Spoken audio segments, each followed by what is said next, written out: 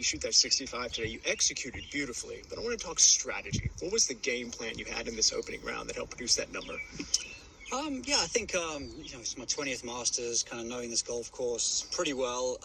Just kind of looking at it and going, okay, well, this is a respect hole. There's a few opportunities here, there.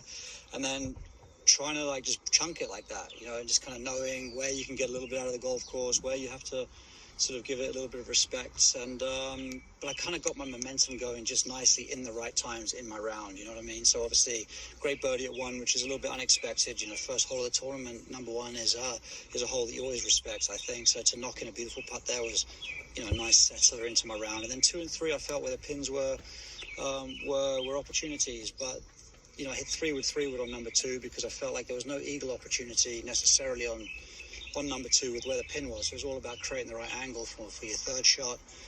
And then, so up and running, really, 3 under through 3. And then, like I said, there was another nice sweet run where I birdied 8 and 9, which I felt like with the wind directions and things like that, they were holes where 9's not necessarily a birdie hole, but I felt like you were going to go in there with a wedge, and with where the front right pin was, if you get the right shot, there's a chance to make birdie. So a lot of good things went my way today. Hold a lot of putts, obviously. Some good up and downs at key points in my round. So, I felt like I had a lot of momentum going my way today.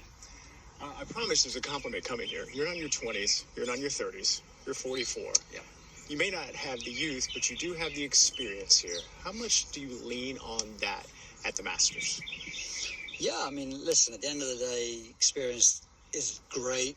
You have to execute, right? So it doesn't make up for poor execution ever. But if you can have great experience and then execute on top of it, that's a great combo. So from my point of view, the experience is nice, but you got to go out there and continue to see great shots, be fully committed, and execute. So, listen, I've had many great rounds here. I've been on the flip side as well, so you kind of understand where things can go sideways. So that's always good to know, and you've got to be able to mitigate risk at times as well. So hopefully that's where the experience can kick in, because there's never 72 holes that are plain sailing. But we're feeling good, and just got to do it all again tomorrow.